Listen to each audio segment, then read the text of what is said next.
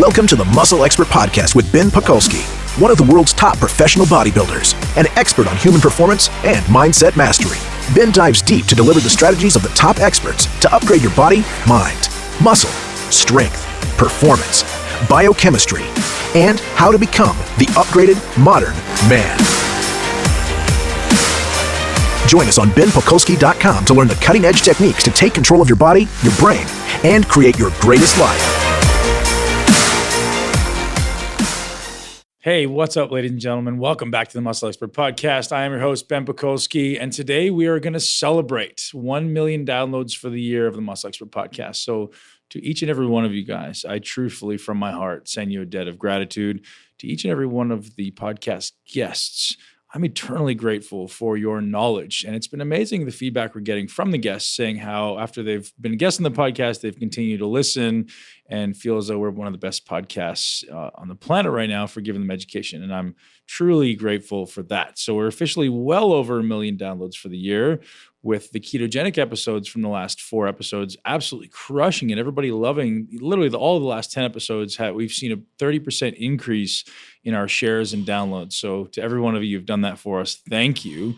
You guys know I'm diving into this keto thing right now and trying to understand the process of fat loss and try to understand the process of keto adaptation a little more effectively. It's been a really interesting 30 days, giving you a little bit of insight and feedback. There's been a lot of meat consumed. There's been a lot of fats consumed, and it gets easier. So I know a lot of people sit through weeks of ketogenic dieting and they struggle and say, it doesn't work for me, I don't like it. It gets much easier, but there is a lot of meat consumed. And I want people to pay attention to the fact and the reality that an animal holds its toxins in its fat cells. So as we continue to talk a little bit about ketogenic dieting, and today we're going to talk about protein synthesis, it's important for you guys to realize that the type of protein does matter. The quality does matter. It has to be, from my perspective, and people will argue with me with this, but it has to be quality first. And quantity obviously does matter, but it's got to be the best quality first. And today we talked to Dr. Darryn Willoughby. And Dr. Willoughby is going to give us incredible insight into protein synthesis and the necessity of protein and what they're actually doing right now to understand more about protein, about leucine, about all the interactions of the amino acids. We talk about what influences mTOR, because there's a lot of things that we don't realize about mTOR. So mTOR is our mammalian target of rapamycin. And what that is basically telling us is that our body is either synthesizing protein or it's not. So when mTOR gets triggered, we're synthesizing protein. What are the things that influence that? We talk about how androgens influence mTOR and thereby protein synthesis. We're talking about a lot of really interesting things. So Dr. Willoughby is a competitive bodybuilder as well as a top researcher at the University of Baylor in Lubbock, Texas. And this guy is an absolute gem of a human being. And we talk about everything from how to get absolutely huge to how to optimize protein synthesis and the factors that influence that. So without further ado, I want to tell you guys what I ordered last night online. So for the last 3 months or so, I've been ordering 60% of my groceries from Thrive Market. And Thrive is an amazing place to get meat. So I've been traveling a lot. You guys know I just got off a mountain in the Sierra Mountains in Northern California. So what I'm doing is ordering Thrive. One, I order it to my house at least once a week. Lately, it's been twice. But going into the mountain climb in Northern California, you don't really know when you're in a small city if you're going to have access to a great grocery store. And being as neurotic as I am about what goes into my body, I made sure that I had all my meat delivered ahead of time. And it's such a simple process to go on Thrive Market, pick what you want, and it's going to be there. For me, it's within 24 hours, which is pretty awesome. And sometimes it's a little bit longer, but usually it's within 24 to 72 hours. So you've got it at your door, and it's free delivery, which is awesome. So the typical things I'm ordering on a ketogenic diet, I obviously order coconut oil, which is a staple. I ordered some grass-fed ghee. I ordered some olive oil. I ordered my meat. So the thing I like about Thrive Market meat, it's actually imported from Chile, 100% grass-fed. And the thing that's cool about Chile is the regulations there for the farming are extremely, extremely strict. And I find that just the quality and the flavor of these meats far surpasses what you're used to getting from your typical grocery store. And the biggest thing of all, we're getting an awesome discount. So for Sigmatic, the biggest thing of all, Thrive Market is hooking us up with an awesome discount. They're hooking us up with 25%. It's like free food. So I ordered a couple $100 last night. I got a 25% discount. This is awesome. What a hookup. And it gets shipped to your door. Super easy. So because you're a listener of the Muscle Expert podcast, Thrive Market is hooking every one of you guys up, but you got to act now. And they're going to give you a free month membership. So that's going to give you free shipping all month. Check it out at thrivemarket.com/muscleexpert. And without further ado, we are going to dive into the episode with Dr. Darryn Willoughby, who was in town here in Tampa at the ISSN conference with a previous guest of ours, Dr. Jose Antonio. And these guys are on the cutting edge of doing the best research in the world. So you're going to absolutely love what Dr. Willoughby has to say about building muscle, protein synthesis, and androgens like testosterone. Enjoy the episode. I heard a great conversation yesterday with one of my great friends, Dr. Ted Achacoso, who's been a guest on the show. And it was a conversation about math. This guy's he's a genius. He's a mathematician, AI guy. He's also a physician. And his conversation was about how all of our beliefs are formed around what we believe to be the constants, or we believe to be like the rules and the truths. So if there's a rule that we believe to be true in math, then it has to form the rest of our opinions on things, because it has to be shaped around that. Well, it's the same in fitness, right? So if we have certain beliefs and things that we believe to be true inside the body, that has to form our opinions moving forward, because that's the paradigm we have. Exactly. But if next year our beliefs change because we realize something that's, even if it's not related, we're like, well, now that we know that the mitochondria is influencing this, and now everything changes. And this is what I love to talk about, because so many people, and you get this, is like, you're like, not you, but there's so many people that are out there like science zealots. Like, if it's not in science, it's bullshit. Well, I'm like, well, what about the person who's the one like yourself leading the conversation about what we should study? The person who actually knows enough about the intricacies of what we already know to actually guide the conversation. Those are the people that I'm most curious to talk to, because that's where the new stuff comes from. That's where the new thought process evolves from. Like, how do you decide what to study? Well, because you have a thought process. You have a great understanding of a lot of things that exist, and you guide it. And that's interesting to me, rather than being someone who just goes, well, I know this is true, and that's it. Well, what use is that, right? Well, it's interesting to hear you say that, because for me, I read enough of the literature and different studies and stuff to have a good idea of what's going on, and what's popular within the area of particularly muscle physiology and different related areas within, exercise related science, biochemical science. But in terms of a lot of the studies and such that end up piquing my interest are questions that I end up formulating in my mind based on my own training. Yeah, exactly. And based on how my body responds. And it's kind of always been that way, because I've always used myself as a guinea pig, so to speak, to be able to help answer questions that I've developed over the course of time, simply based on how my body responds to different types of training protocol, nutritional interventions and such. Yep. And I was like, well, okay, so, based on what I know already about different studies that have been done, and knowing now how my body seems to respond, what if we did a study just like what I was talking about earlier about, using these nutritional products to potentially blunt muscle damage? Well, in the end, it's in my mind, and based on some of the data that I've seen, that's not a good approach. We want to damage muscle. We want to induce regeneration and recovery. Right. We don't want to blunt muscle damage. Yeah. If we're wanting to continue to foster, adaptation and muscle over the course of time. So true. Like, so I believe that the reason my training is so evolved, because I've tried everything and I failed at everything. Like yourself, like I was the guy, who's studying the science and pushing it harder than anybody in the gym. And not to, boast or brag. This guy's pushing it hard, but putting those two things together allows you to evolve the thought process. I'm like, well, I tried that really, really hard for a long time, didn't work. So now I'm doing this, that works better. So this is why I'm like, I'm so confident, and not that, I have everything perfect when it comes to training, but I think I'm just 5 steps ahead of everybody else, because I'm actually pushing my body as far as it could physically go for 20 years. And you go, well, if you do that, that just breaks your joints. If you do that, you don't really grow because of this, so there's so many variables that go in. But because we're pushing it so hard in the gym, you can see, like, those are the people you guys should be studying, although we don't exist all that much. People who are really pushing the envelope. To me, sedentary people is useful, but the ones who are really going to know their body, the ones who are really going to see a difference when they put a small incremental change in, are the ones who are like us, who are hammering every day. And then we make this little change. We put in 5 milligrams of huperzine or something, and you're like, oh my God, that made a big difference to my brain, right? The little things like that. I think that's a huge opportunity in research. Yep, I would agree. It's just, and that's the thing, is that there are still so many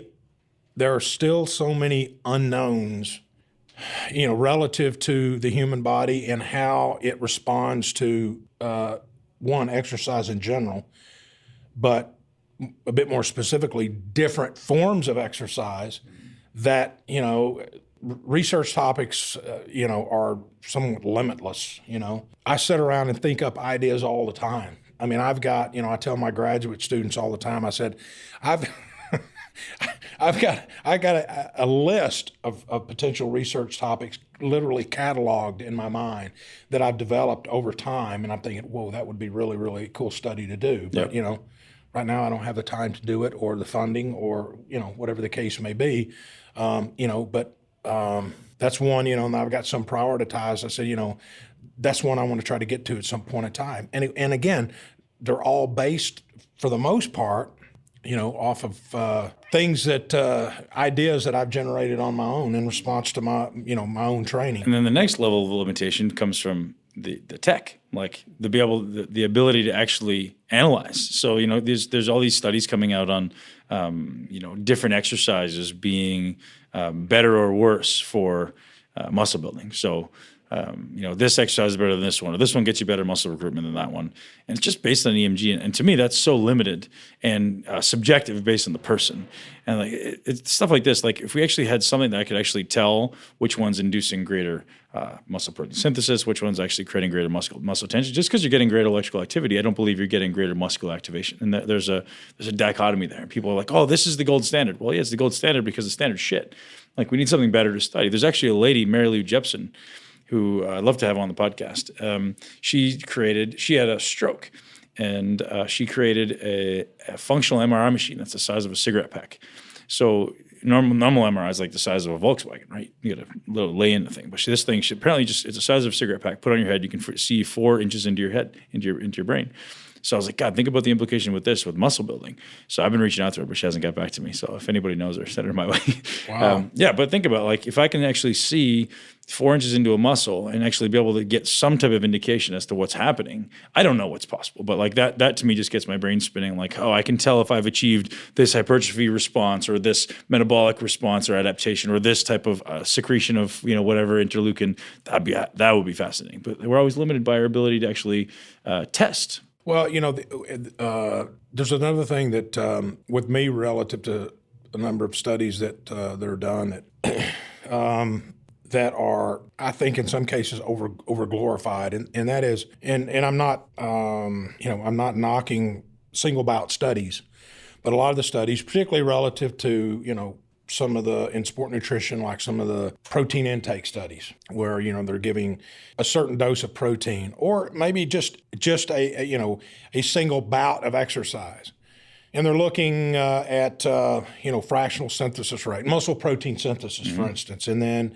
they're making all this noise afterwards about how this particular product, whether it's something like phosphatidic acid, for instance, which I love that you brought that up, because which is actually something that's been, and we've actually shown that it in humans with training it has no impact.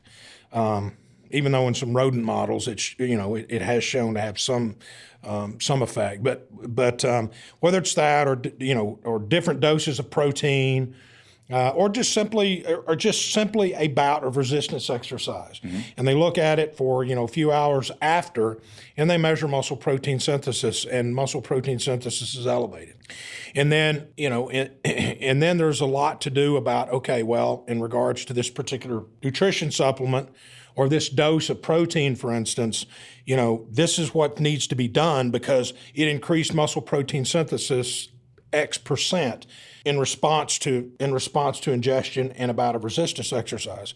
But that's only one time. What happens over the course of time after 3 months of training, 4 months of training, 5 months of training, for instance, and what's the relationship, what's the association correlation between increases in muscle protein synthesis and overall, for instance, muscle hypertrophy, if we're talking about muscle mass gain. And so, you see a lot of these products that are advertised and they're saying, it increases muscle protein synthesis. Okay, well, that's true based on these studies that have been done.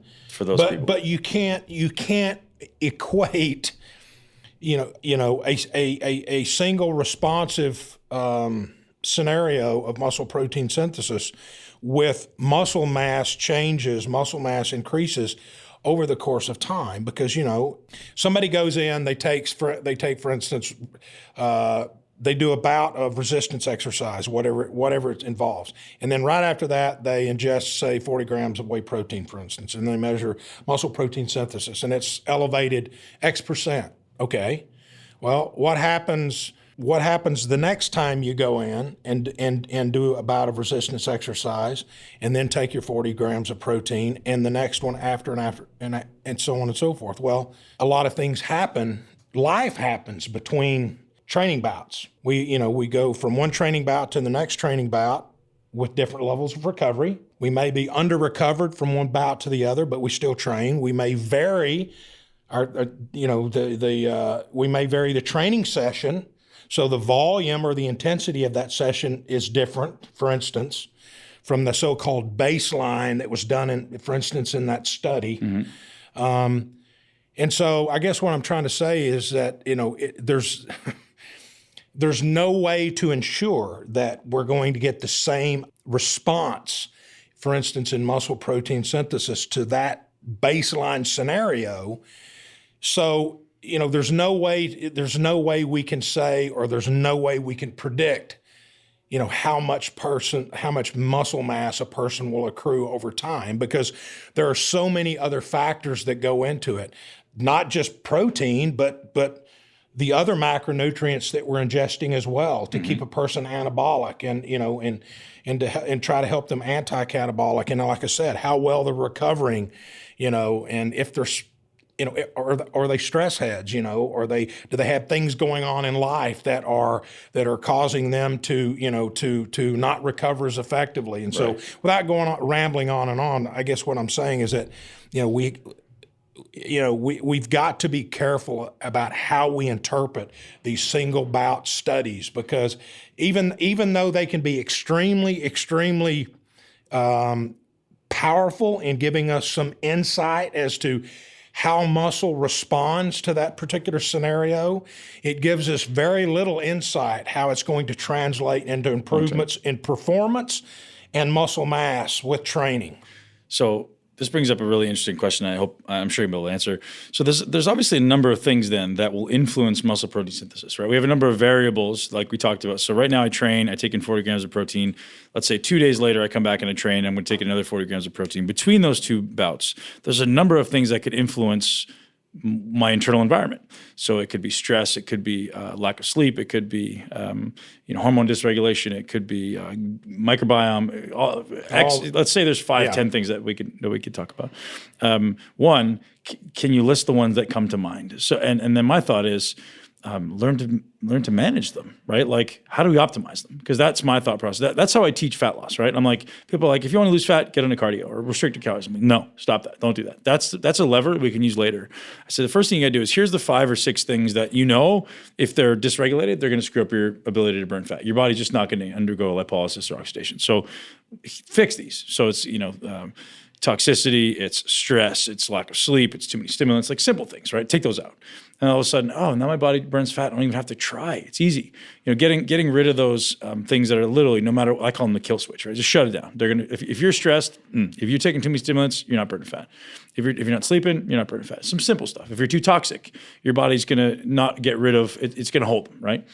Hey, I interrupt this podcast to bring you a message from our sponsor. Thrive Market is hooking you guys up, and they're hooking me up, and I'm truthfully grateful. So Thrive Market is doing a really awesome thing. They're giving us access to the highest quality foods on the planet. Everything from your typical groceries to now meat and seafood. And I've tried the meat and seafood. I've tried the beef. I absolutely love it.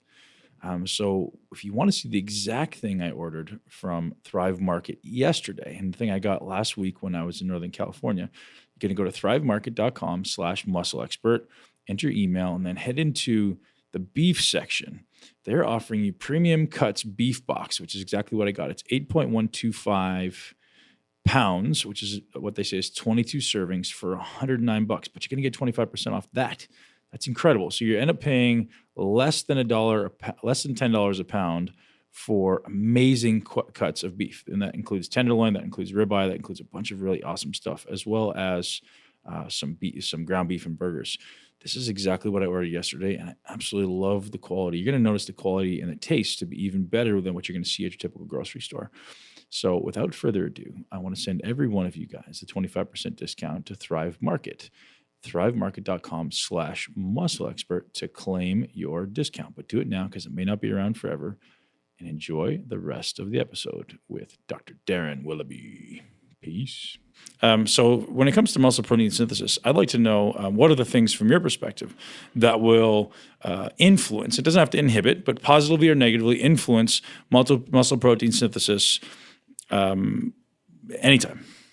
Well, the number one thing that comes to mind is simply just resistance exercise. Muscle contraction is simply just mechanotransduction, muscle contracting and tugging, pulling on the, cell membrane, induces a number of different, not only electrochemical, but mechanical events that will stimulate cell signaling pathways in muscle and upregulate muscle protein synthesis. And so, that typically occurs due to the simple general concept that exercise and the process of the stress on the muscle to exercise, particularly dynamic exercise where you have the concentric and the eccentric component, is going to cause tearing and damage of the muscle. That stimulates muscle protein synthesis for regeneration and recovery. And there's data showing that, in response to a single bout of exercise, that, in these studies are very good, very well designed classic studies, but the training stimulus was not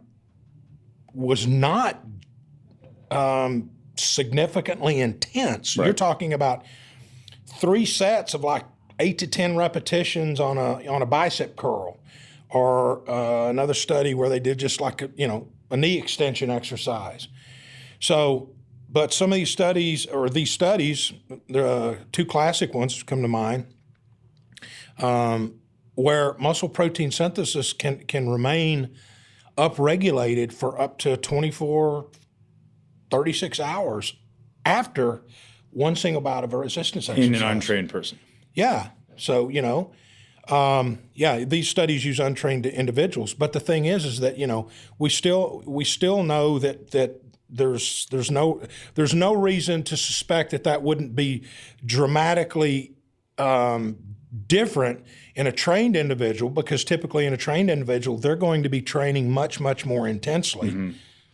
And, in facilitating muscle damage, to a much greater extent than an untrained person would, based on their ability to endure greater training loads and intensity and volumes of training and that type of stuff. So anyway, what comes to my mind, number one, is simply just resistance exercise would be number one on my list. So let's walk through the list. So, how much do you feel, stress and sleep and hormones and nutrition?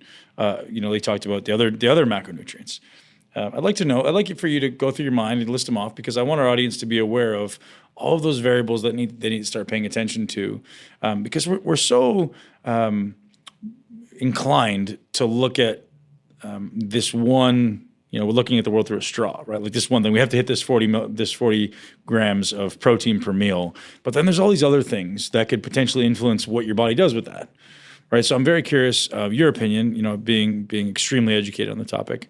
What are those other things that we should be paying attention to that could influence our body's ability to actually build muscle?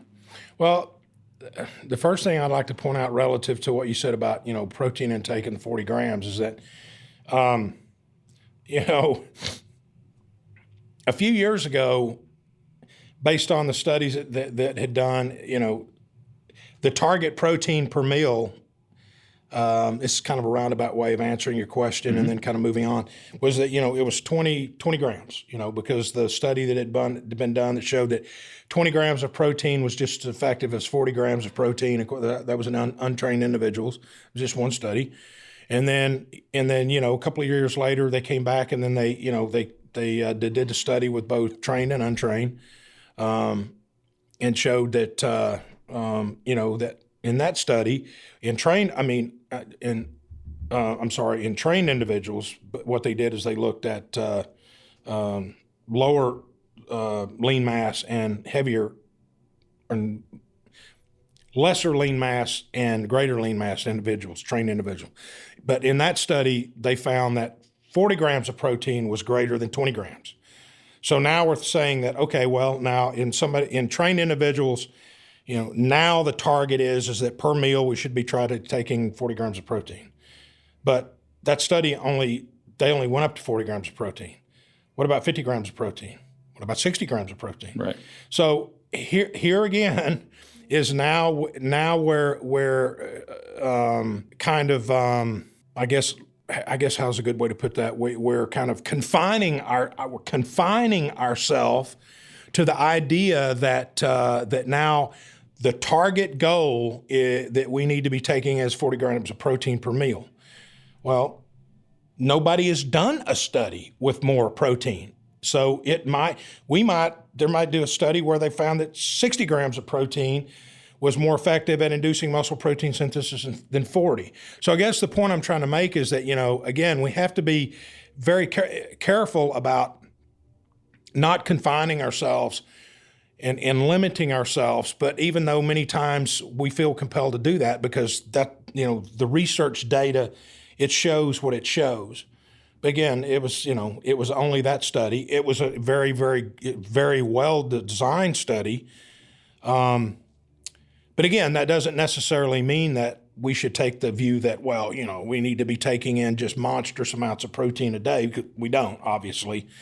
But again, so, when I hear people say, I got to shoot for 40 grams of protein, I'm thinking, well, do you really? I mean, do you, you may not need that much protein, or this person may need more. I mean, so, and that question is a little bit hard to answer, without doing some kind of, I guess, more, involved metabolic evaluation. But aside from that, obviously protein intake being very important because of the role that the amino acids play in upregulating muscle protein synthesis, particularly the essential amino acids, more specifically leucine. We still don't exactly know, what the optimal leucine dose is. I mean, the leucine threshold, there's what we call a leucine threshold at about, 3 to 4 grams that, a person would want to try to, when they ingest a protein meal, that it involves at least about 3 to 4 grams of leucine. But in terms of what's an optimum leucine dose to stimulate muscle protein synthesis, we don't know. So it's hard to say. Nobody's done a study on that, but we do know that leucine seems to be out of all the 20 proteogenic amino acids, leucine seems to be what we call the anabolic trigger, if you will, and upregulating this mTOR phosphoprotein that's linked to muscle protein synthesis.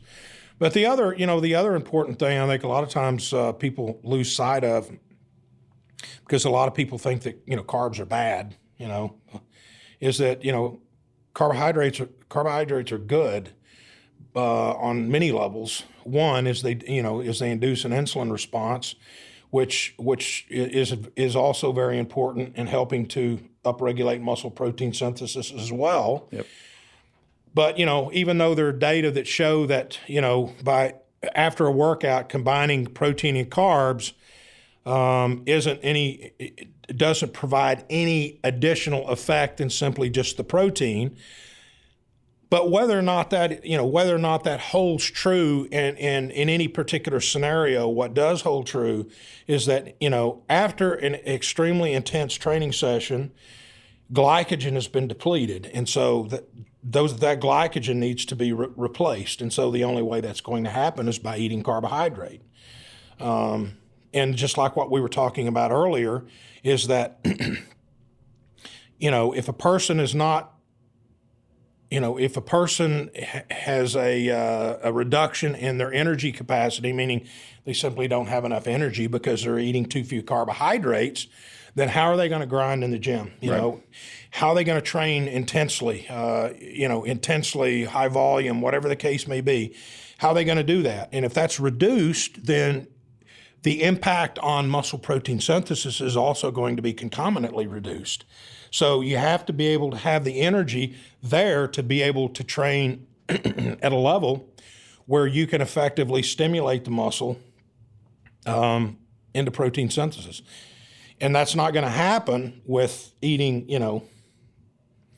basically no carbohydrate in one's diet. And so we know that glycogen levels influence mTOR, muscle protein synthesis.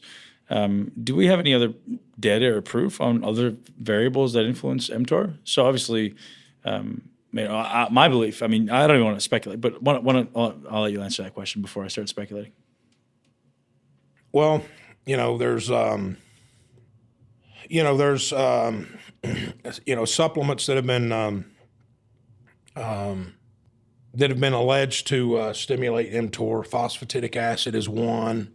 But you said that didn't work. Well, there's some animal data to show that there's some benefit there. There's some what we call in vitro or cell culture data to show that there's something there. Again, under more of controlled, confined setting and more in an acute setting. But there's been training studies that have been done to show that there have been several training studies, one of which we did in my laboratory and another in Dr. Jay Hoffman's laboratory at University of Central Florida, where we did an identical protocol with phosphatidic acid and with training over time. We didn't measure mTOR and all that stuff. We were just looking at muscle strength and body composition, all that stuff. We showed that there was no effect. There was no difference between placebo. There's been a couple of other studies, however, that have shown phosphatidic acid to be effective at improving muscle size, muscle strength, and such.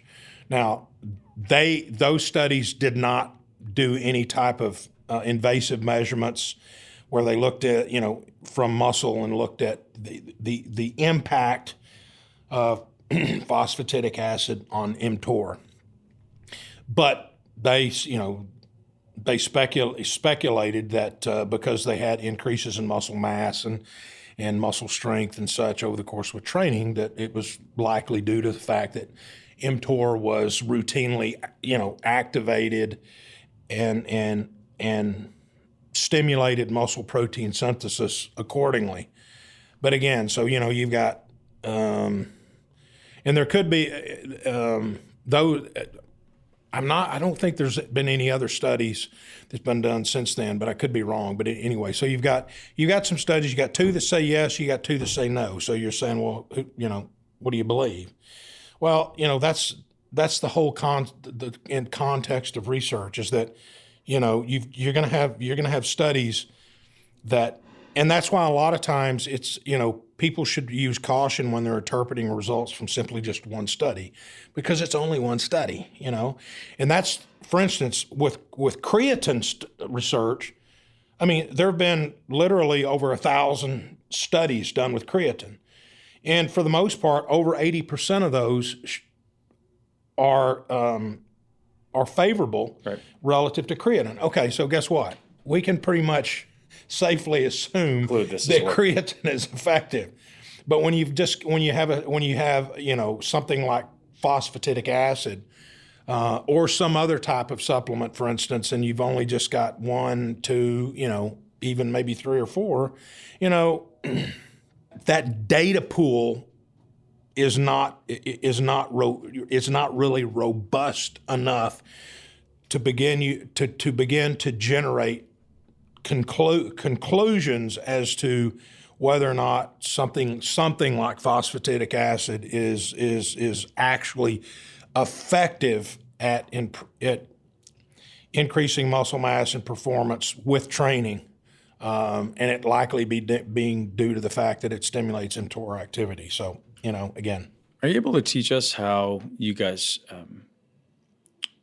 assess protein synthesis, like how you test it? So obviously blood work, so you kind of alluded to the fact that there may actually be percentages. So like I was of the mentality it's either on or off, but is there different durations it can be stimulated for, or is there different amplitudes? Yeah. So I guess the best way to answer that question is that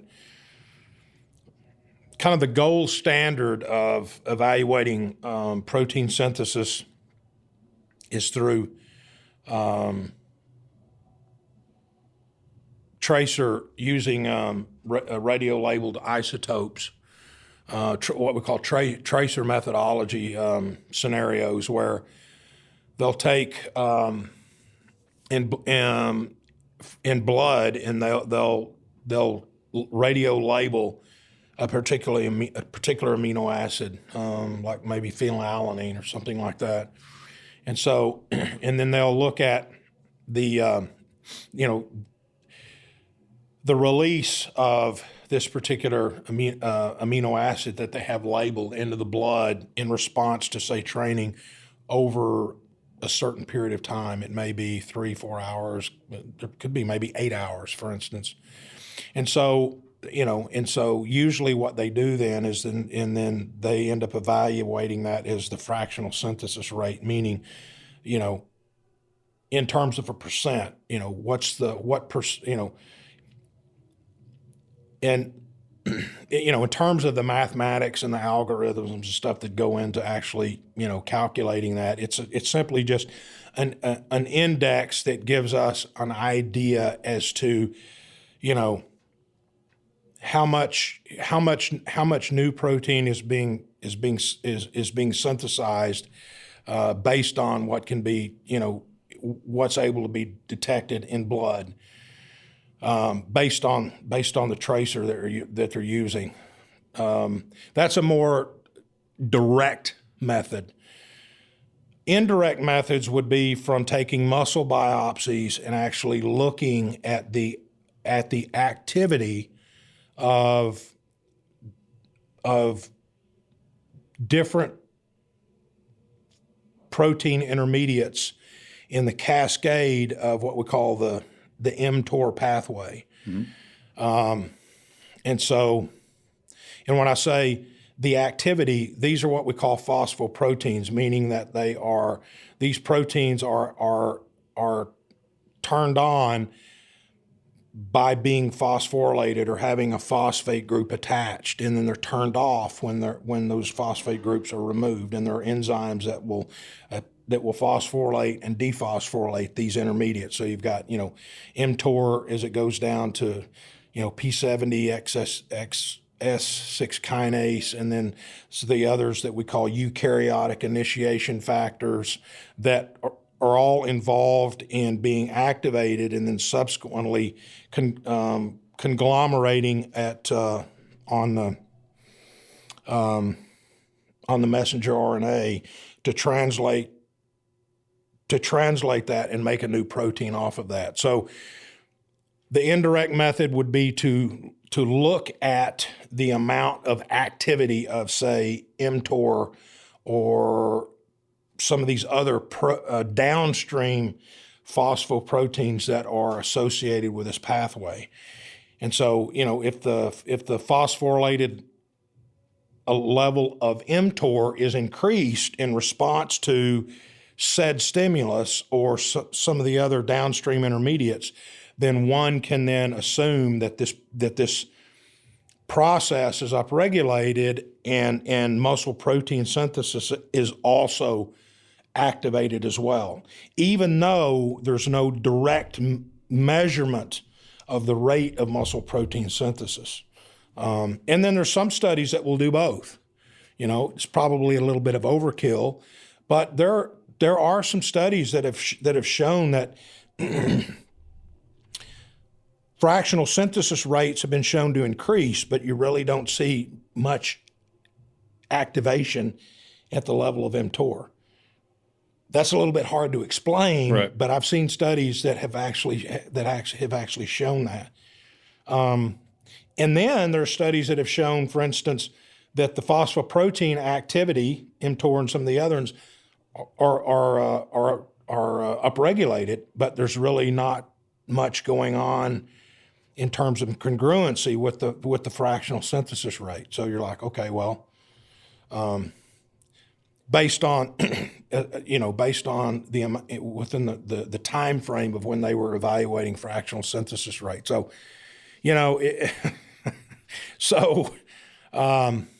there's a lot we don't know. That's right. There are a lot of intricacies and complexities, particularly within the cell, particularly within cell signaling and how that communicates with the process of translation, how messenger RNA is translated into making new proteins, new peptides, and so, and then, there can be some destabilization or some incongruency, dysfunctional communication between that signaling pathway and the ability of that translational machinery to occur as well. Right.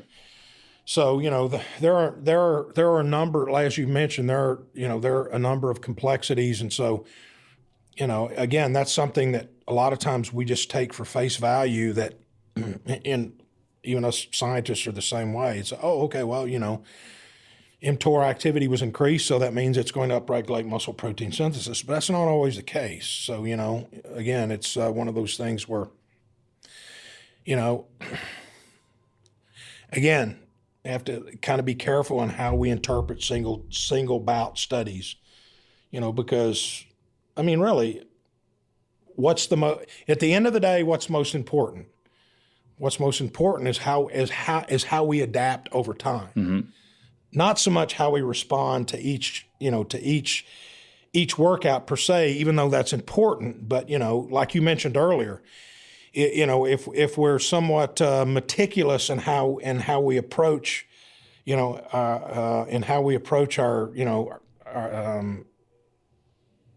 our training with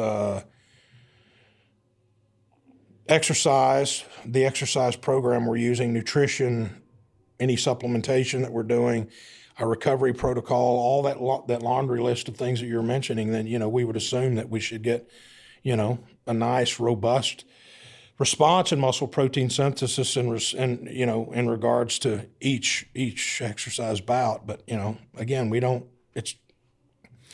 it would be great, like you were mentioning earlier, if somebody invented a device or where we could just, after exercise, we could just, scan it over a particular muscle. That's and get what an I'm talking idea. about right there. It would be great. You know what? And of course, it would take somebody that's a hell of a lot more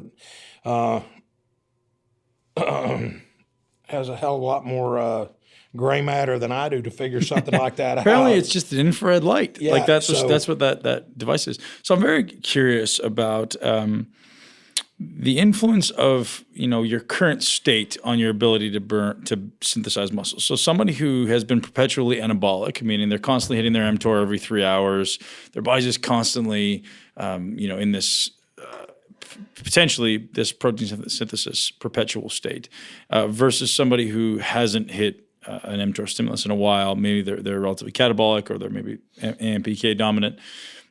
Would there be a difference from what you know or what you think in their ability to synthesize protein and how that may work? Because I'm very curious, like I said, if somebody's constantly catabolic versus someone who's constantly anabolic, is it still going to be the same relative pathway? Like if I just eat protein, so if someone who's been, fasted for 24 hours eats 30 grams of protein, and someone who's been eating in excess of calories for 24 hours eats 30 grams of protein, is it doing the same thing? Well, yeah, excuse me.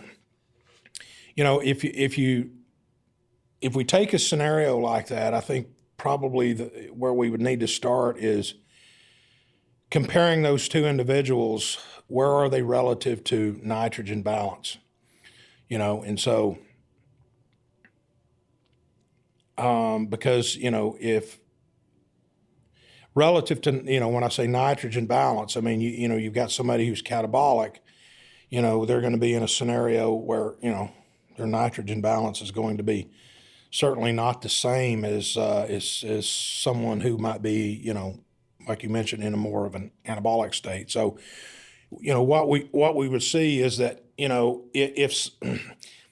if somebody came into their training bout more catabolic, for instance, let's say, they hadn't eaten in 5 or 6 hours, for instance, or they had a terrible night sleeping, and they come in the morning to train, and and maybe they haven't eaten enough or something along those lines. So they're going to find themselves in in a scenario of catabolism. And then in response to training, you're going to induce muscle protein synthesis, but the level of muscle protein synthesis, however, and there's actually some data to support this. The level of assuming that a person came in now and they were in more of an anabolic environment, and they came in and let's say they did the same training protocol, then the person who comes in more anabolic is going to get a more robust response in muscle protein synthesis, because, the more catabolic individual is going to come in being in a situation where they're going to be breaking down more muscle protein than they're synthesizing it. So they have to go from, like, for instance, from negative up to, say, nitrogen balance to zero, if you will, nitrogen balance, or and then beyond, as opposed to somebody coming in maybe more anabolic, where they're already in a positive nitrogen balance, and so their muscle protein synthesis is going to be even more robust than the other individual. So if you look at it in a relative sense, where you've got somebody that comes in those two types of scenarios, and they're doing the same training bout, okay. But what if you've got a situation where you've got two individuals in a scenario like that, but the training bouts, the training stimuli are completely different. You've got one who's doing, much more intense, much more, versus, let's say the catabolic individual is training as hard and as intense as they can, versus the person's anabolic is kind of doing more of a kind of low intense type of training day, Then in that particular case, you may have a situation where the overall level of muscle protein synthesis may likely be a bit more equated. If that makes any sense. Yeah. Can you teach us about nitrogen balance? So I don't want to assume that the audience knows how that works. Well, it's basically just a scenario when you talk about nitrogen balance, is that, we have kind of what we have this kind of ambiguous, this term of ambiguity we call the amino acid pool. And so that means that, we can add amino acids. Amino acids contain nitrogen because of their amino groups. So we can add amino acids into the pool through our diet. And the pool is basically just the bloodstream, our circulation. We can add them into the pool through our diet, or they can enter the pool through our diet, or they can enter the pool from protein breakdown in various tissues throughout the body, particularly muscle. Because when muscle is proteolyzed and protein is broken down, it's broken down to its constituent amino acids. Those are released into the blood, picked up by the liver, where they're going to be then degraded and released from the body, particularly in the form of urea as we kind of urinate them out. So we can add amino acids, again, to the pool through diet or through muscle protein breakdown. So nitrogen balance is basically just the net result of muscle protein synthesis versus muscle protein breakdown. If we are synthesizing the same amount of protein that we're breaking down, we're in nitrogen balance. If we are synthesizing more protein than we're breaking down, then we're anabolic. If we're breaking down more protein than we're synthesizing, then we're catabolic. So, amazing. Can you tell me about the research that indicates how different types of training influences protein synthesis? So may that be a strength training stimulus or a hypertrophy stimulus compared to some type of aerobic or metabolic type stimulus? Actually, that's a very good question. And actually, I think it's a cool one because, a lot of my work is molecular. Like in my lab, we do, and again, it's kind of, I got into this interest kind of, this line of research just because over the years, just being, again, myself as a guinea pig, so to speak. But what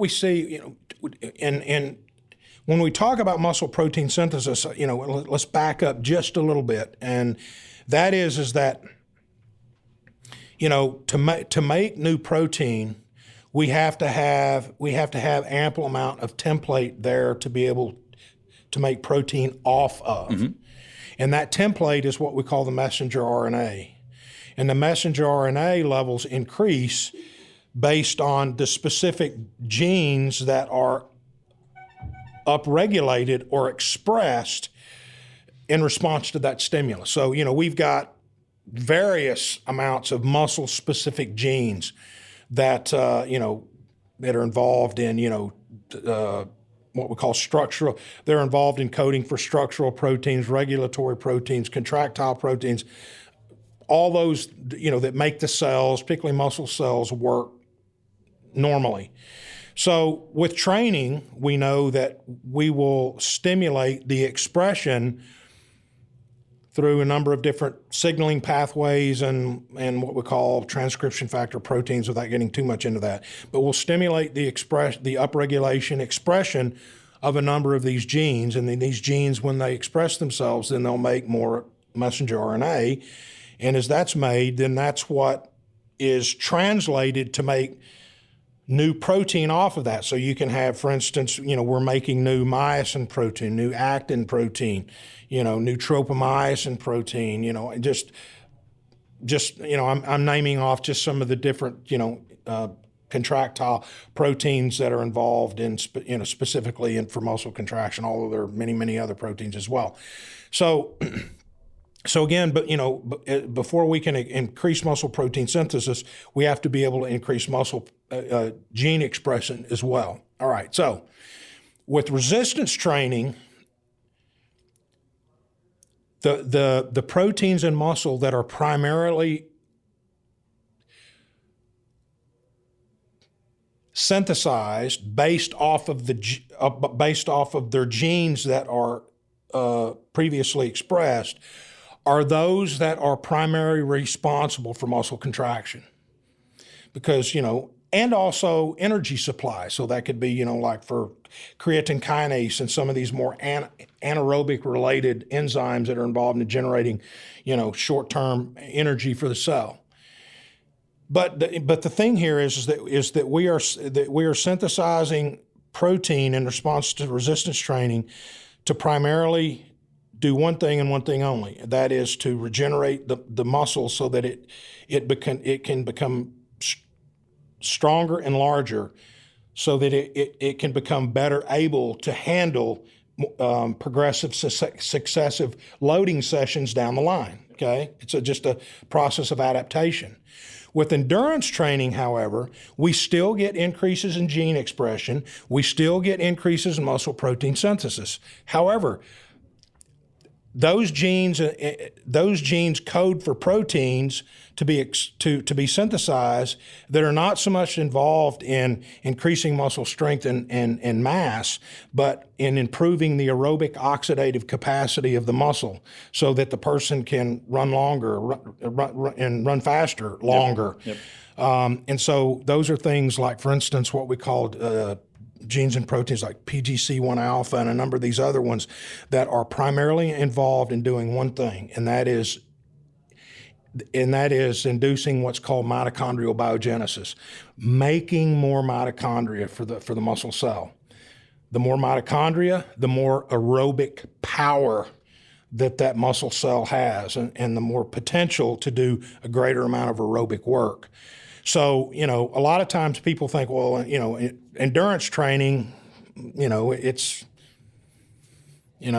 doesn't give it its fair share of attention relative to, the physiology and the biochemistry involved, but all the same type of stuff, if you will, relative to muscle protein synthesis is going on. It's just that the purpose for muscle protein synthesis with endurance training is completely different. And as I said, it's primarily to improve the oxidative capacity for the muscle. So that's awesome. Yeah. Now, one of the things you said that you was your primary area of focus was androgens and testosterone. I'd love to dig into that, and starting with how that influences muscle protein synthesis, if at all. Yeah, no, testosterone actually does increase muscle protein synthesis because of, and so, and that primarily works through the basis of, as testosterone is taken up across the cell membrane. Testosterone is what we call, it's lipophilic. It's a fat-soluble hormone. So it has a receptor that resides within the cell. So it resides within muscle. So testosterone finds its way, across the cell membrane, and then it will then bind to the androgen receptor. And when that happens, that androgen receptor becomes activated. If it's not bound to testosterone or dihydrotestosterone, DHT, because a good amount of the testosterone, when it's taken into the muscle, is converted to DHT by an enzyme called 5-alpha reductase. Until that receptor is bound by its what we call its ligand, which is testosterone or DHT, androgen, it's inactive. Once it binds, it becomes active. It's activated, and it now its activation means that it will migrate across the nuclear membrane, and there is a domain associated with the androgen receptor that allows it to bind with certain genes in muscle in an area of the gene called in the promoter region, and that androgen bound with its receptor that's now activated, that's bound to the gene sequence, will stimulate the expression of that gene, and then that will make more mRNA, and then that mRNA will be used to translate more protein. Things like, myosin, actin, and a number of contractile proteins that we see that are involved in stimulating increases in muscle mass and strength. So, it's and that's obviously that's the same whether it's males or females. The process is really no different. Primary differences in males, we produce testosterone, in the testes, and females, they produce testosterone in the adrenal gland. But the mechanism of action in between genders is exactly the same. So now, as a previous bodybuilder, we talked a lot about upgrading androgen affinity, upgrading androgen receptor sites. Can you talk about that? Is that a thing, and can we do that? Yeah, well, what we see with, whether it's with androgen or a number of other ligands, and when I say ligand, that's just any type of a chemical molecule that has a receptor that has an affinity for. And we see this in pharmaceutical industry as well with the number of different drugs. If you oversaturate the body with a particular drug or hormone, then over time that can actually the receptors remain for the most part saturated, fully occupied, and so what happens is the body will begin to downregulate the receptor density, so that obviously when that happens, we get a diminished response. And it's one of these things where it's just an issue of what's called oversaturation. And we see that again with a number of different types of pharmaceutical agents. So if you look at the pharmacokinetics and the pharmacodynamics of many of those, based on the half-lives of those agents, then a lot of times those are going to also be associated with receptor saturation, receptor density levels as well. So, yeah, but the androgen receptor seems to, it's not something that its downregulation is not something that occurs overnight or after just a couple of days. It's something that it progressively occurs over time. That may be over a period of, a couple of months or several months or something along that line. It's not like caffeine where we're, the adenosine receptors are highly sensitive to something like caffeine, and so we can desensitize those guys very, very quickly. So but whether it's and all hormones are different relative to their ability. I mean, for instance, like growth hormone. Growth hormone only has a half-life in circulation of about 10 minutes. So once it hits the blood, it don't hang around very long. That's endogenous or exogenous or both? It doesn't matter. Whether it's recombinant, if it's injected or whatever it has. So, that's why, for instance, if people want to really get an anabolic response from growth hormone, then, they can't, it's one of these things where you hear people that are injecting themselves multiple times throughout the day. And if they don't do that, I mean, that's because the half-life is so short, is that, in a few minutes, it's done its thing and it's gone. So will it be converting, like, depending on the necessity in the body, will it be converting into IGF quickly, or it just goes away? Yeah, no, it does what it does or what it needs to in that short amount of time, and then it's degraded, and then it's done. So yeah, it's one of these things where IGF-1 half-life is quite a bit longer. Hepatically released IGF-1, obviously growth hormone will interact with its receptors in the liver and stimulate the release of IGF-1 into circulation. Its half-life is a bit longer. It's, a couple of hours or so, but growth hormone is short. So, but, testosterone has in circulation, its half-life is pretty long. It's lipophilic, not a peptide hormone like insulin or growth hormone or IGF-1. But the other thing is that, we know that most testosterone in the bloodstream is bound anyway to either sex hormone binding globulin or albumin. So there's only just maybe 3 to 5% that's this, free testosterone. So, so testosterone hangs out in the blood because it's protected, because it's bound by its transport proteins. So that's why, somebody can go in at any given time and have it measured, and it's usually going to be, clinically consistent. Right. Because it's high, but it's not used. I mean, it doesn't wax and wane like, even though it has its own diurnal rhythm, it's not something that is short-lived, like, for instance, like growth hormone. So now, would mechanisms to influence albumin or sex hormone binding globulin actually be effective in allowing you to free up more testosterone? Do you know any mechanisms? No. That binding affinity is very tight. And the body is very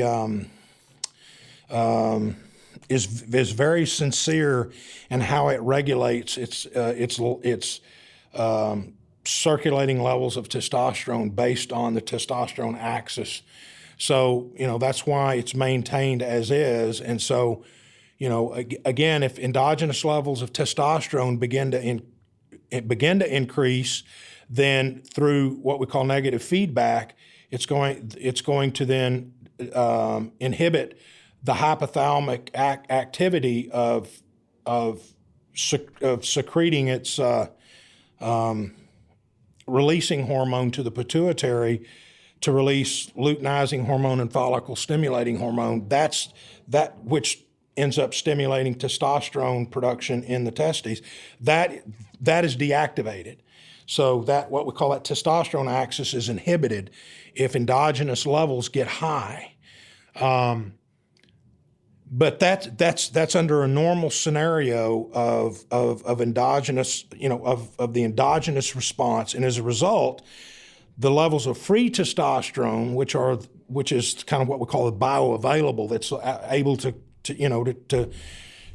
move into the cells and bind with the androgen receptors, that percentage really doesn't change. So really the only way that we can increase the free levels is by taking exogenous androgen.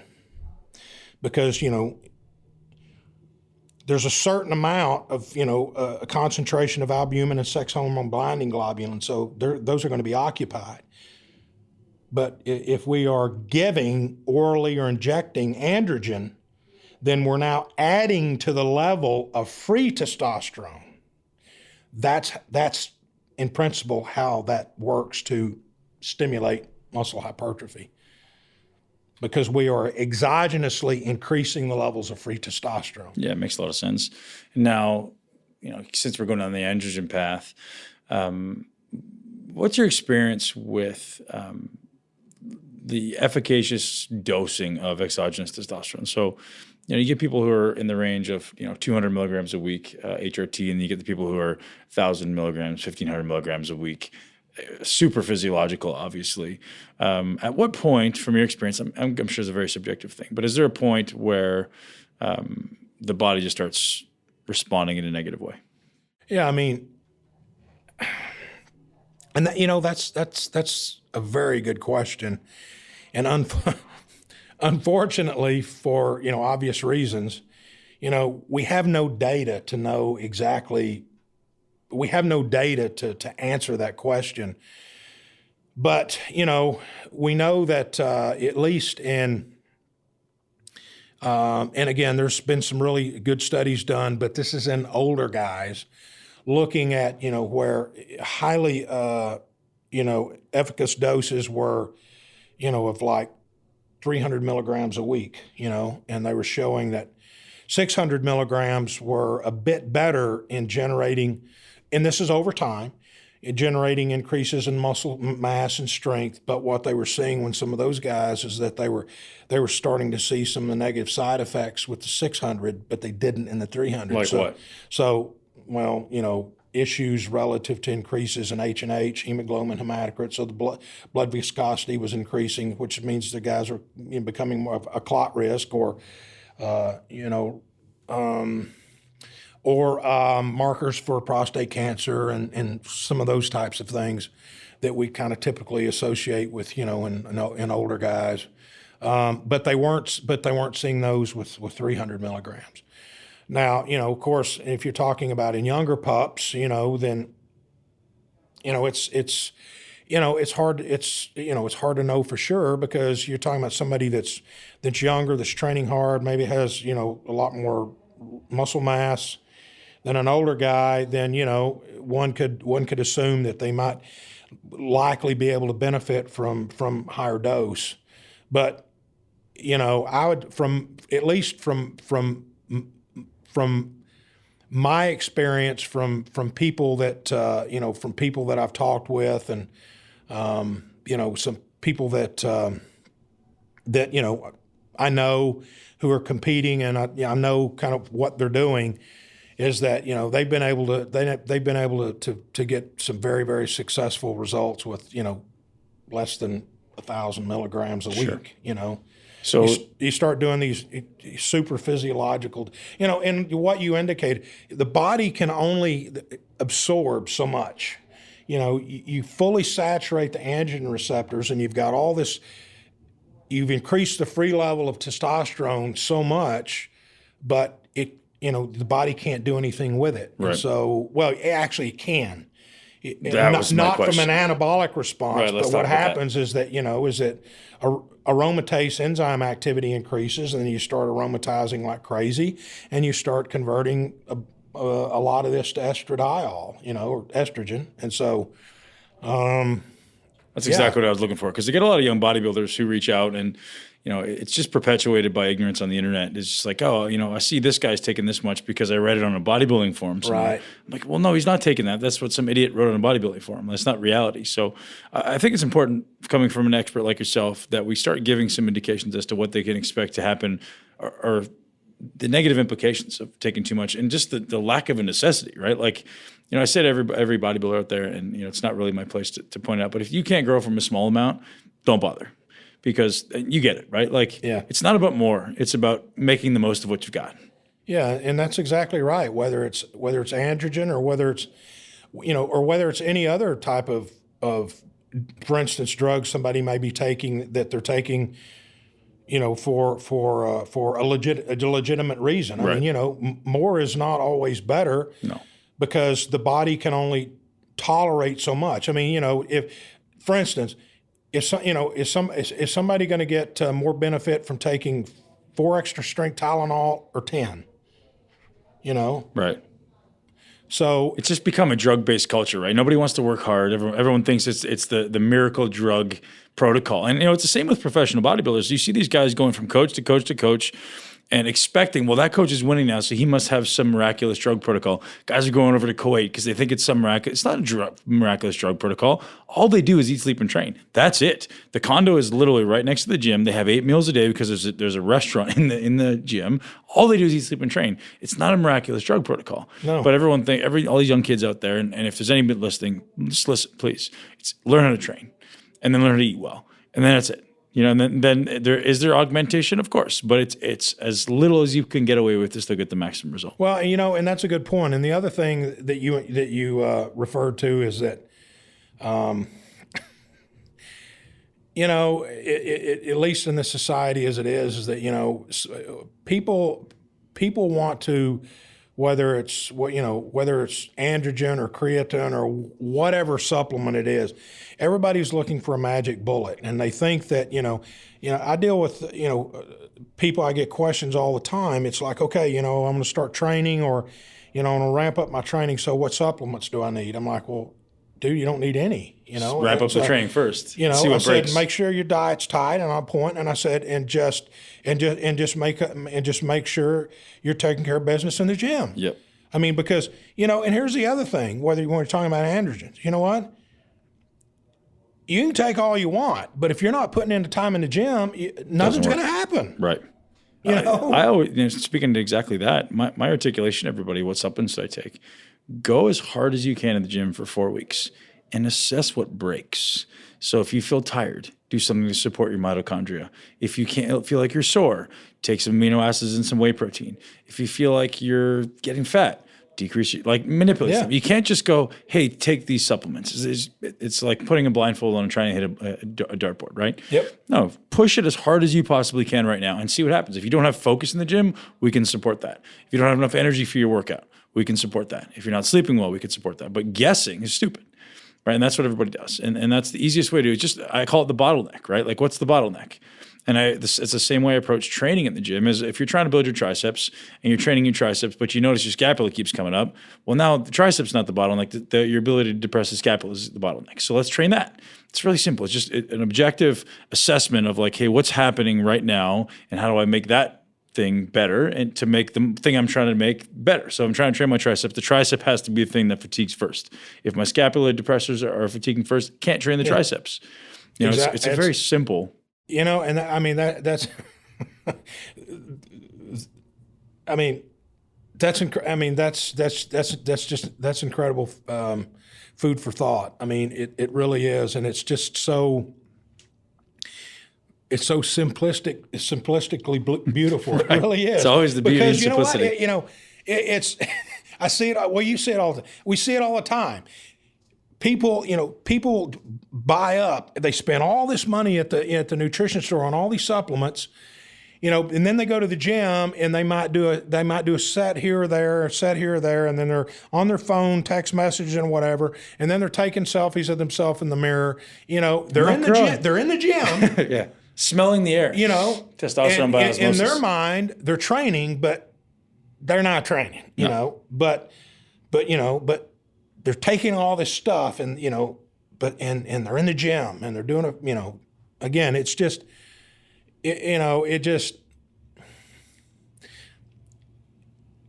makes me laugh, but on one hand, but on the other hand, it's I don't know. It makes me a bit sad that we're at this juncture point. It's just human nature, man. Everybody wants the fast track, right? They want everything or as much as they can get with as little effort as possible. So tell me what you think about this statement, because I use this statement a lot with my clients. I said, supplements don't work unless something's broken.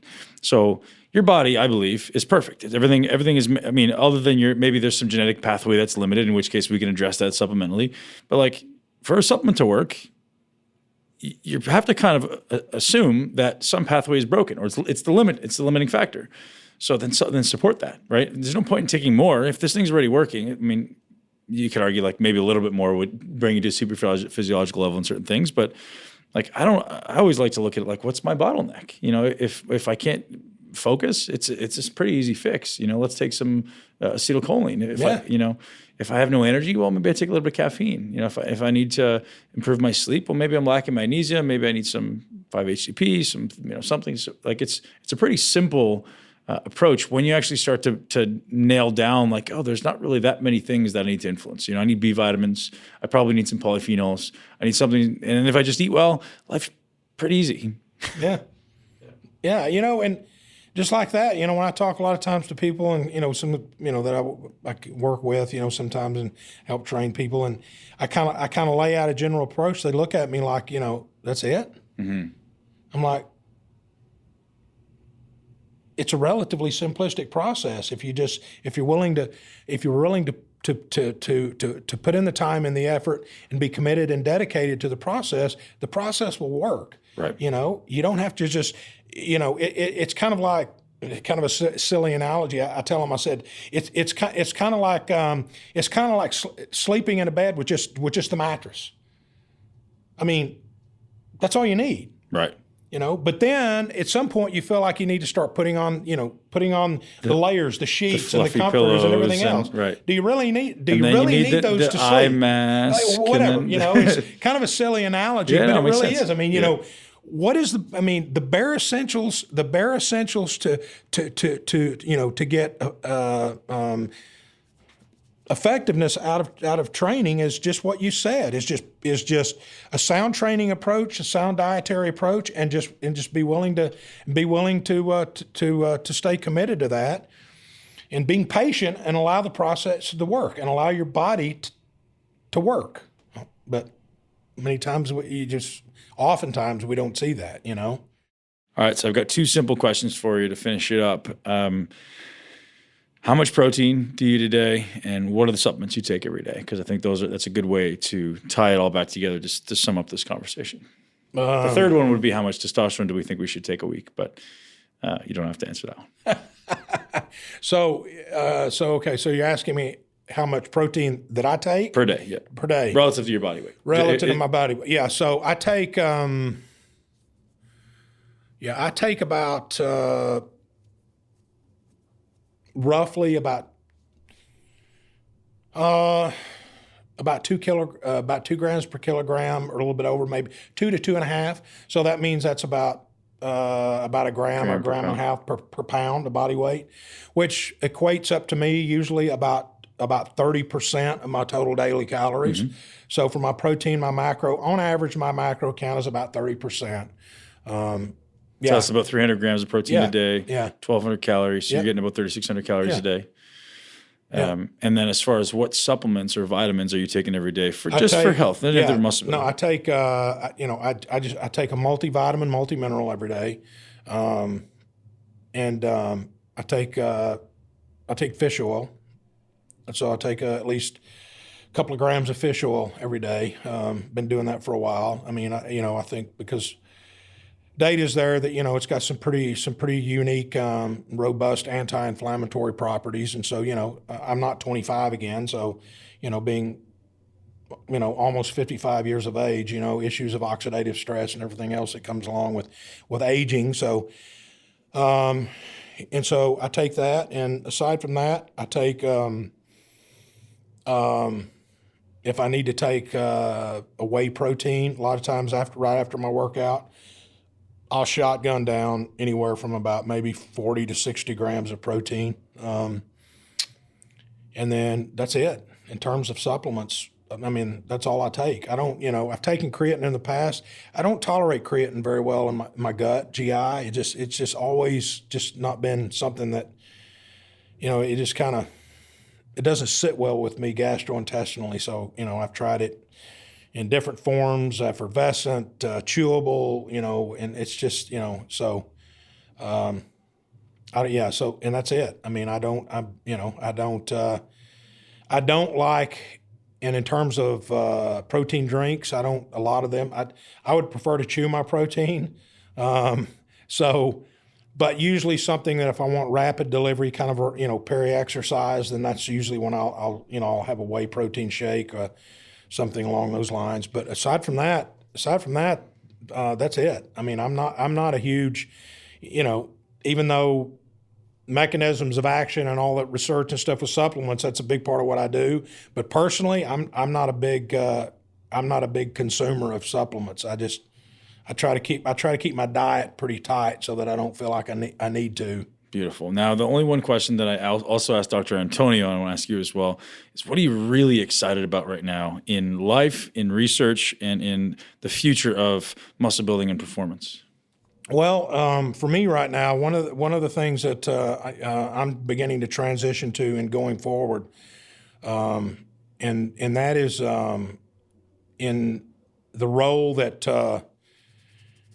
And I've had interest in quite some time, and I've done a little bit of work, but I'm going to start pushing more into it, and that is in looking at the responsiveness to satellite cells, myogenic activation of satellite cells with training and different types of nutritional intervention, and also relative to the aging process as well, and also the construct of muscle memory. Because, there's been some studies showing that, of course, we all heard, muscle memory, we, for whatever reason, quit training for a while. When you come back to train, usually, the gains come back quicker, than they did when you originally, and there's actually some truth to that. And it's like, why? What's going on? Well, it primarily comes down to this, is that over the course of time with training, we damage muscle. We increase the activation of satellite cells. And when that happens, the satellite cells will be activated. They'll proliferate, as the proliferation differentiation process. And then what happens is that they form what's called myotubes that are multinucleated. They will then fuse with pre-existing muscle fibers and donate their nuclei. So we don't create new muscle fibers, but we get more nuclei from those satellite cells. Well, if muscle fibers are getting more nuclei, that means that they have more DNA and they have more genes to express to have an overall greater ability for muscle protein synthesis. Okay? So what happens is that, over time with training, we increase myonucleation. We detrain, we don't lose those myonuclei. They're still there. They're just not really being used as much. We start training again, boom, we start retraining. Then we start tapping back into the genetic power of that of the increased myonucleation that we previously created from training. So I'm wanting to get more into that relative to the aging process and start comparing guys like myself that have been training for over 30 years and have never really stopped, compared to older guys that are newbies that haven't trained for a long period of time and start to train. And I want to start looking at the responsiveness of that, because, the thing is that, like yourself, I mean, you're always going to train and grind, and I mean, that's never going to go away. So, again, like I've said earlier, I've always used myself as a guinea pig. So now, as I'm continuing to age, I'm wanting to try to find ways that I can continue to optimize my training and my performance and my ability to adapt to training. So, so I'm blessed to be able to have been educated myself and in a way where I can do that. You can play with it. Now, do we have any data on which type of training stimulates the greatest number of myonuclei? So, other than Dr. Antonio's, so more higher intensity training. Load meaning? Load. Yeah, heavier loads, because heavier loads tension. Create more tension and create more damage. So now here's the subjective part, and this is what the ambiguity of all the research that I want you to address, because you can do this. The subjectivity of execution. Like when you do a bench press and I do a bench press, it's not the same thing. So that's the issue, right? Is we're saying, well, you do 300 pounds and I do 300 pounds. It's not going to subject our chest to the same amount of actual muscular tension inside the body. Different mechanics, different levers, different body structure. Right. I may get, X number of foot-pounds torque in my pec, and you're going to get something completely different. Exactly. That needs to be addressed at some level. There needs to be some degree of, well, I realize that this person's getting this because of rib cage size and length of clavicle and length, position of insertion. It's very hard to assess that stuff, but it has to be a consideration, because you can't objectively say, well, this guy does a bench press of 300 pounds, this guy does a bench press of 300 pounds, this guy gets, and we have to somehow equate these two things because they're completely different. That's the issue that I see in the research, right? Yeah. Is I get to work with thousands of people, and I just look and I'm like, God, this person does this and this. It's not even the same exercise. So equating a flat bench press for you and a flat bench press for me is not the same thing. And that's even if it was just a consideration around the manipulation of the angle of the bench, so it was a little bit closer to the pec angle. At least that to me is a little more equated, like relative to the size or the angle of someone's rib cage or the sternum. If they have a very steep sternum, a flat bench press may be a great exercise for them. If they have a very flat sternum, it's a terrible exercise for them. So at least trying to equate to that, because that to me makes it at least a little bit more useful. But it's very hard because, this person's not getting a lot of satellite cell recruitment. Well, because they're not fucking using their pec. Yeah, they're using their front delt and their tricep. So, trying to at least make that a consideration, or involving someone who's a biomechanics expert to equate those things. And that's one of the limitations in doing research with humans. Period. Yeah, is because we're not clones of one another. Yeah. I mean, we're all uniquely and innately different physiologically and biochemically, but in terms of, just like you said, skeletal structure and such. I mean, it makes us uniquely different from one another. But that being said, in something like what you're talking about, what would need to be done is establish some type of a baseline. Yeah. Again, where, using the same exact bench and so on and so forth, but also trying to establish some type of baseline, even if the, for instance, the skeletal structure is different and maybe establish a baseline on, for instance, at a particular poundage, how much torque's being generated, and then account for that. Try to correct for that, relative to the outcomes. If you have a biomechanist, they can assess angles. In your data analysis, you could a lot of times you could do something, and a lot of times what's done statistically is something what they call like an ANCOVE analysis of covariance, where they'll use some type of a variable as a covariate, meaning it's something that's held. It's held in regard or in lieu to expected outcomes, to try to account for that and to control for that. But nevertheless, we try to do that as best we can. But in some cases, it's very difficult to do. But unfortunately, it makes it a little bit frustrating because, there in the end, just like, okay, well, the results, I see the results are kind of cool, but there's some caveats here, and So and here they are. the things that you just want to pay attention to, from my perspective, is distance, because that's a huge thing, and then angle of force application, right? So if you're doing a bench press, you got to make sure that it's not the same bench; it's the same angle relative to the sternum, Right? And I think that would make it much more useful. Like, hey, these are the exact same angle relative to the sternum, and that makes it a little more equatable, I think. Because this is something that I've kind of come to the realization of in the last 6 to 12 months.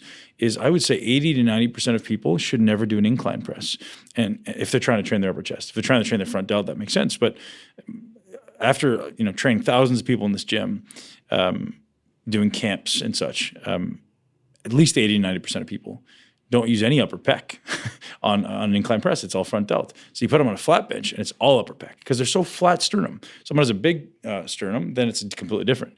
But most people are relatively small, flat sternum. You put them on a flat bench press, it's all upper pec. Right. So if you want to use lower pec, you got to put them a decline. And I literally won't write, for most people, I won't write any inclines because it just ends up being less pec and more front delt. Even though our paradigm says if I want to work my upper chest, I got to work my. Gotcha. It doesn't make sense. Yeah. So just observationally going, well, that's working your upper pec. If you're on a flat bench for most people. But I digress. No, it's. I mean, that's the.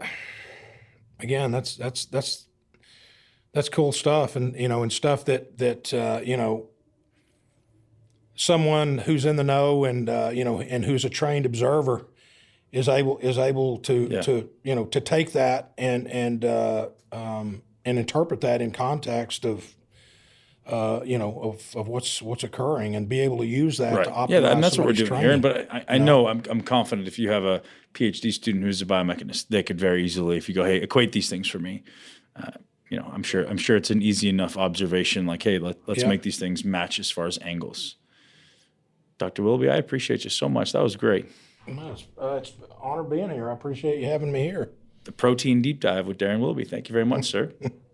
You're very welcome. And that's a wrap, ladies and gentlemen. So what do you think about Dr. Darryn Willoughby? This guy's awesome. I'm a huge fan. And we talked a lot about some really, really controversial stuff, like the limitations of research. I know a lot of people are research zealots and they say, if there's no data, it doesn't exist. And I love that he admits that all the data is driven by the high-performing athletes. And we're actually going to take an initiative to be studying protein synthesis and studying protein and studying ketogenesis in athletes. So Dr. Willoughby and I are going to be, or at least talking about, teaming up on doing some research here in the MI40 gym, as well as in his research facility at Baylor. So we talked a lot about what influences mTOR. And so you guys know, it's really important to realize that mTOR and AMPK are conflicting signals, and one of them is a protein synthesis switch, and the other one is a muscle breakdown switch. And it's important to know that your muscles are either building or they're breaking. So the things that influence mTOR are a huge consideration. If you didn't catch that as part of this podcast, I suggest you go back, realizing that the energy status of the cell is one of the most overlooked aspects. So just because there's leucine doesn't necessarily mean that mTOR switch is going to be ignited. That's an important thing to acknowledge. Dr. Willoughby also tells us a little bit about getting behind the scenes in the current research in protein synthesis, because ultimately, as we spoke about, you are not what you eat, you are what you absorb and what you have present in your blood. So there's a lot of levels, a lot of things that need to happen before you can actually synthesize protein. And internal state of the organism is probably step one. You guys know I'm the biggest advocate for being healthy first. If you're trying to build a body worth looking at, a body worth living in, got to be healthy on the inside. You can't just expect, hey, I'm going to take a bunch of protein, hey, I'm going to train hard, and hey, this thing's going to look awesome. As you probably know by now, it doesn't work that way. You have to make sure everything works together. And this is what I love about being able to bring such amazing experts on the show, is we're putting all the pieces of the puzzle together. There's so many integrated pieces to this system. And, one guy's focusing on one thing, one guy's focusing on something else, but nobody's taking the time to put all the pieces of the puzzle together. So I'm truthfully grateful that we're able to bring these incredible, brilliant minds together in one place on the Muscle Expert Podcast. And I'm truthfully grateful to be able to bring it all together for you. I hope every one of you has an amazing day. If you enjoyed this podcast, please share it with one person that you know will love it. Live your greatest life in your greatest body. Have an amazing day.